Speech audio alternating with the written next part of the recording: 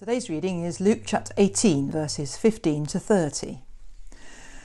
It is easier for a camel to go through the eye of a needle than for a rich man to enter the kingdom of heaven. This is one of the hard sayings of the Gospels, as it seems so strict. It certainly poses a challenge for any of us with comfortable means. Taken literally, it's clearly an impossibility, threading a camel through a needle.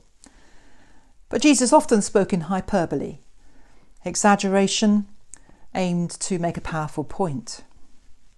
The image is used in the Jewish Talmud as well, and also in the Quran. Sometimes it's an elephant going through the eye of the needle instead of a camel. The needle's eye, of course, metaphorically refers to a narrow opening. I've heard it claimed that in Jesus' time, when Jerusalem was a walled city with gates all around, that one gate was especially narrow and it was nicknamed the Needle's Eye. If a trader arrived there with his camel loaded with goods slung on both sides of the saddle, he would have to unload the camel and lead it through the gate first, leaving his baggage behind, otherwise it would be too wide. Momentarily, at least, he had to leave his goods behind. No doubt he would then hitch up his camel and nip back to collect his precious goods to sell in the market. If this is true, it would account for Jesus' parable, because it would have been a familiar sight like many of his sayings.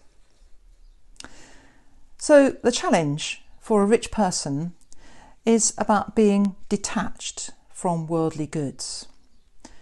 We know we can't take them with us when we die, but that is out of our control. What is within our control is how we deal with our wealth in this life, our attitude to it, its importance in our lives, how we use our money and who for. Are we over-attached to our wealth, however much or little each of us may have? Can we set it aside? Do we have it in proportion? Remember the rich young man and the challenge he received. He wanted to please God, and Jesus told him, "Give away all that you have and then come and follow me." And he went off sorrowful. The answer he got was harder than he expected. I always think maybe he came back later, having made that sacrifice. We are not told in the Gospel, because really the point is not what did he do, that's just my curiosity. The point really is, what will I do? Entering the kingdom of heaven, Jesus said, is hard for the rich. He's not talking about the next life, heaven in that sense. He's talking about here and now, the kingdom that he proclaimed in his teaching, that was there, that had arrived, the rule of God in our lives.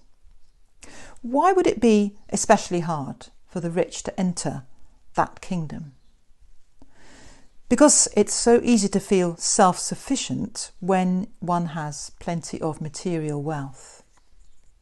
Being aware of our need for God comes much more easily if we are needy in other senses.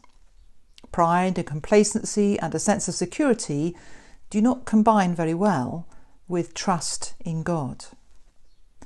Maybe that's why Jesus said, "Blessed are the poor," which Matthew changed into "the poor in spirit." Poverty is not a good thing, but neither is the state of mind which often goes with wealth. God is not impressed with our material wealth, except in so much as he is interested in what good we have done with it. This is a key point, isn't it? If all Christians gave away everything they have, they would all be in need of charity and are unable to give to charity themselves. This wouldn't make a lot of sense. The rich man's challenge is not necessarily the right challenge for all of us. But we all do need to sit loose to money, to cultivate generosity and open-handedness, to examine our attitudes and the way we use our material resources. Psalm 62 says, "If riches increase, set not your heart upon them." Wise advice. You never know when you might be called to unload your camel.